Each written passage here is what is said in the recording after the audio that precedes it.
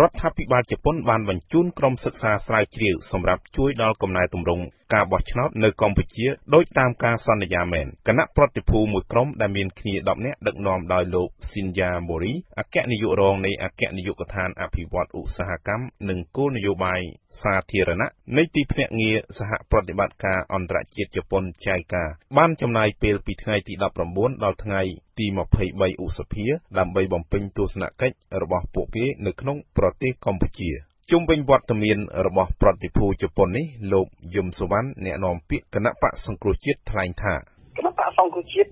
សប្បាយចិត្តណាព្រោះបានភាគីទី3ចូលមកជួយ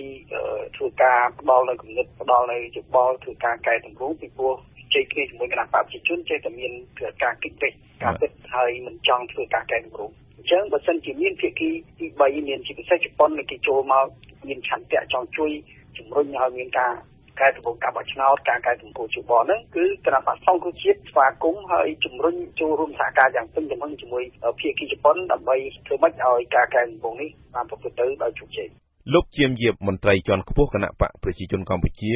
បានថ្លែងរំលឹកពីការកែតម្រង់ថាគឺជាការចាំបាច់ដែលត្រូវមានការឯកភាពគ្នារវាងគណៈបកទាំងពីរឥឡូវហ្នឹងគឺថាការកែតម្រង់នោះជាសំខាន់ណាស់តែគណៈបកទាំងពីរថាឯកភាពគ្នាថាយើងត្រូវធ្វើការកែតម្រង់ហើយប៉ុន្តែការកែតម្រង់ដើម្បីកុំឲ្យមានបោះឆ្នោតឲ្យឡំប៉ាដោយកន្លងមកឲ្យនៃគណៈបកនយោបាយខ្លះហ្នឹងតទៀតហ្នឹងគឺថាយើងខ្ញុំសូម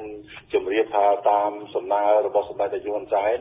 ថាសូមឲ្យជប៉ុនដែលជាប្រទេសចាស់ទុំហើយគេធ្លាប់ធ្វើការបោះឆ្នោតមានឯកទេសគ្រប់បែបយ៉ាងថាសូមមេត្តាជួយលើផ្នែកវិជាទេសនិងរឿងហិរញ្ញវត្ថុដល់កម្ពុជាផងដែលគណៈបកទាំងពីរនោះបានឯកភាពគ្នាដើម្បីធ្វើការកែតម្រង់ក្រុមអង្គការសង្គមស៊ីវិលឃ្លាំមើលការបោះឆ្នោតសម្ដែងការសាទរដូចជាបកនយោបាយដែរចំពោះវត្តមានរបស់ក្រុមអ្នកជំនាញជប៉ុនទាក់ទងទៅនឹងការសិក្សាស្រាវជ្រាវជួយដល់កំណែទម្រង់ការបោះឆ្នោតលោកយ៉ងកំឯងប្រធានមជ្ឈមណ្ឌលប្រជាពលរដ្ឋដើម្បីអភិវឌ្ឍនិងសន្តិភាពឲ្យដឹងថាយើងថាចំពោះបញ្ហានេះយើងត្រូវតែគិតទៅដល់ការកំណែទម្រង់ជាចម្បងដែរព្រោះគណៈបកសង្គ្រោះជាតិធ្លាប់បានលើកឡើងហើយថាខ្លួននឹងបញ្ចូលរួមទេបើសិនបើគ្មានការកំណែទម្រង់នឹងច្បាស់លាស់ប៉ុន្តែក្នុងនោះខ្ញុំថាបើសិនជាជប៉ុនមកជួយក្នុងកំណែទម្រង់នេះជារឿងប្រសើរមួយដែរព្រោះថាប៉ុន្តែក្នុងនោះដែរជប៉ុនត្រូវតែធ្វើយ៉ាងណាសិក្សាឲ្យបានស៊ីជម្រៅអំពីបរិបទនយោបាយក៏ដូចជាបញ្ហាដែលពាក់ព័ន្ធនឹងការកែតម្រង់ជាមួយនឹងអ្នកពាក់ព័ន្ធផ្សេងៗហើយបានស៊ីជម្រៅបានអានឹងជាការប្រសើរហើយជប៉ុនអាចដើរតួនាទីគ្រាន់តែជាអ្នកផ្ដល់យោបល់ជាសំខាន់បាទប៉ុន្តែមិនមែនជាអ្នកដែលថាដើរតួនាទីជាអ្នកដឹកមុខនៃអ្នកពាក់ព័ន្ធទាំងអស់នោះទេបាទជាមួយគ្នានេះលោកហងពុធានាយកប្រតិបត្តិអង្គការឃ្លាំមើលការបោះឆ្នោត NICFEC បន្ថែមពីលើនេះថាក្រុមជប៉ុនដែលមកកម្ពុជានេះមិនមែនមកដល់ត្រូវធ្វើការកែតម្រង់ភ្លាមនោះទេអញ្ចឹងត្រូវធ្វើការសិក្សាស្រាវជ្រាវសិនចំណាប់អារម្មណ៍ទី2ខ្ញុំគិតថាគណៈបកនយោបាយទាំងពីរសុទ្ធតែបានប្រើពាក្យថាកែតម្រង់បោះឆ្នោតអញ្ចឹងបានទទួលស្គាល់នៅភាពមិនប្រក្រតីទាំងឡាយក្នុងដំណើរការបោះឆ្នោតអញ្ចឹងសុទ្ធតែមានទូនាទីគ្រប់គ្រងនិងជំរុញឲ្យមានការកែតម្រង់ការបោះឆ្នោតវត្តមានរបស់ភាគីជប៉ុនគឺស្របនឹងតម្រូវការរបស់ប្រទេសកម្ពុជាចំណុចទី3ខ្ញុំថាទោះបីជាការចរចានយោបាយពុំទាន់ត្រូវគ្នាក៏ដោយប៉ុន្តែការប្រឈមរវាងខ្មែរនិងខ្មែរមិនមែនគ្មានទីបញ្ចប់ទេគង់តែដល់ពេលណាមួយអាចរកច្រកឃើញរវាងអ្នកនយោបាយនិងអ្នកនយោបាយអញ្ចឹងការត្រៀមខ្លួនសម្រាប់ការកែតម្រង់បោះឆ្នោតគឺជាការចាំបាច់ដែលត្រូវតែធ្វើមុនពេលដែលមានការចរចាត្រូវរគ្នាខាងនយោបាយលោកទេពនិថាអគ្គលេខាធិការគណៈកម្មាធិការជាតិរៀបចំការបោះឆ្នោតកោជមបានត្រៀមរួចរាល់ហើយដើម្បីសហការជាមួយនឹងប្រតិភូជប៉ុនជា រឿងធម្មតាទេបាទព្រោះថាកន្លងមកយើងក៏ធ្លាប់មានការសិក្សានិងកែតម្រង់ការបោះឆ្នោតដែរបើយើងគិតតាំងពីឆ្នាំ1998មកយើងការច្រើនណាស់ឧទាហរណ៍ដូចជាការចុះឈ្មោះជាដើមការចុះឈ្មោះគឺគោលជំបល់ជាអ្នកចុះឈ្មោះទាំងអស់តែម្ដងក្រោយយើងបោះឆ្នោតឆ្នាំ2002ជ្រើសរើសបានក្រុមសហគមន៍សង្កាត់ហើយវិសោធនកម្មច្បាប់ឆ្នាំ2002ហើយយើងចាប់ផ្ដើមចុះឈ្មោះដោយបុគ្គលព្រះកិច្ចនឹងធ្វើប្រតិកម្មអំណាចឲ្យក្រុមសហគមន៍សង្កាត់អនុវត្តអីចឹងទេមុនការធ្វើសកម្មកម្មឡើងក៏មានអ្នកជំនាញការបរទេសអង្គការមិនមែនរដ្ឋាភិបាលអង្គការអន្តរជាតិហ្នឹងគាត់ធ្លាប់ចុះសិក្សាជាមួយនឹងរដ្ឋាភិបាលជាមួយនឹងកោជបដើម្បីលើកពីរូបមន្តឬក៏ថារូបភាពដែលត្រូវធ្វើកំណែតម្រង់យ៉ាងម៉េចហើយដើម្បីទៅវិសោធនកម្មច្បាប់ហើយនឹងយកមកអនុវត្តចឹងទេនេះដូចជាមុនដែរហើយដូចខ្ញុំជម្រាបនេះកោជបត្រៀមលក្ខណៈនិងសហការទៅតាមទូនីតិរបស់ខ្លួនដើម្បីធ្វើយ៉ាងណាឲ្យគេថាអ្នកមកសិក្សាពីការកែតម្រង់ហ្នឹងគាត់ផ្ដល់អនុសាសន៍យ៉ាងណាហើយយើងអនុវត្តទៅតាម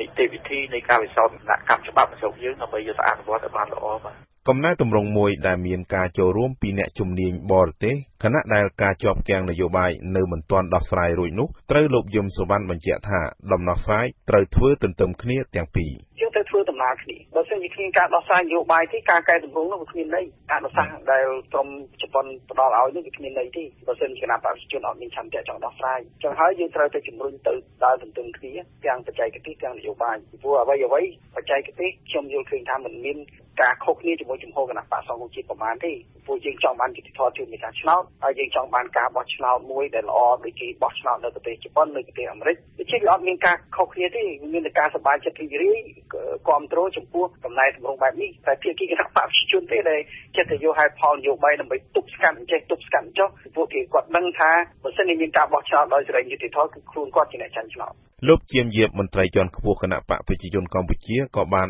ទន្ទឹងរង់ចាំជំនួបនិងសហការជាមួយប្រតិភូស្រាវជ្រាវជប៉ុនផងដែរដើម្បីផ្លាស់ប្ដូរព័ត៌មាននិងបទពិសោធន៍គ្នាយើងខ្ញុំនឹងជួបពិភាក្សាជាមួយនឹងគណៈប្រតិភូជប៉ុនដែលមានគ្នា10នាក់ហ្នឹងថាតើគេធ្វើយ៉ាងណាខ្លះក្នុងការបោះឆ្នោតនៅប្រទេសជប៉ុនទាំងសកលទាំងអសកលយើងនេះហើយយើងជួយគ្នាថែមទៀតថាតើគេចង់បានអីខ្លះយើងពិនិត្យមើលសារឡើងវិញទៀតហើយទន្ទឹមនេះថាយ៉ាងណានោះយើងនឹងពិចារណាទៅថែមទៀតហើយទៅកន្លែងណាទៅការកែទៅរត់យើងមិនអាចយកច្បាប់ជប៉ុនមកឬក៏ទំនៀមទម្លាប់ជប៉ុនយកមកធ្វើនៅកម្ពុជាបានទេបញ្ហានេះយើងចាំបាច់ត្រូវតែយកទៅគេពិសោធន៍ពីគេហើយយើងមើលសេចក្តីការជាក់ស្ដែងរបស់កម្ពុជាច្បាប់យើងធ្វើបានឬមិនបានទៅតាមអ្វីដែលគេមាននេះគាត់មកឲ្យប្រហែលគ្នាប៉ុណ្ណឹងទេជាមួយនឹងការជំរុញឲ្យការងារនេះដំណើរការបានលឿនលោកហងពុធានាយកប្រតិបត្តិអង្គការ Netflix ក៏ត្រៀមឯកសារមួយចំនួនប្រគល់ដល់ប្រតិភូជប៉ុននៅពេលដែលមានជំនួបរវាងអង្គការសង្គមស៊ីវិលជាមួយនឹងក្រុមជនជាតិជប៉ុនសហគមន៍អន្តរជាតិចាប់អារម្មណ៍ណាស់ចំពោះកំណែទម្រង់ការបោះឆ្នោតគណៈបកទាំងពីរសុទ្ធតែបានឯកភាពគ្នាក្នុងការកែតម្រង់អញ្ចឹងគួរតែជំរុញឲ្យបានកាន់តែខ្លាំងនិងលឿននៅ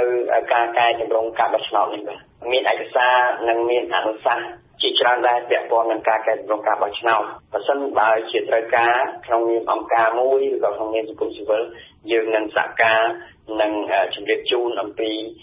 ចំណុចដែលត្រូវកែតម្រង់ការបោះឆ្នោតនៅកម្ពុជាក្រុមអ្នកបច្ចេកទេសរបស់ជប៉ុនគាត់មកដល់គាត់ត្រូវតែសិក្សាអំពីស្ថានភាពបោះឆ្នោតនៅកម្ពុជាជាមុនជាមួយនឹងស្ថានភាពនេះក៏ប្រហែលជានឹងទទួលយកនៅអនុសាសន៍របស់សង្គមស៊ីវិលដែលបានផ្ដល់ចំពោះដំណើរការបោះឆ្នោតនៅកម្ពុជាអញ្ចឹង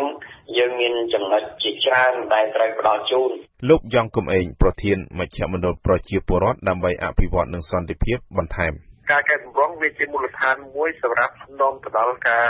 បញ្ចប់វិបត្តិនយោបាយបើមិនអត់មានការកែតម្រង់ស្រួលទេវិបត្តិនយោបាយនៅតែបន្តនេះជាបញ្ហាហើយបើមិនយើងថា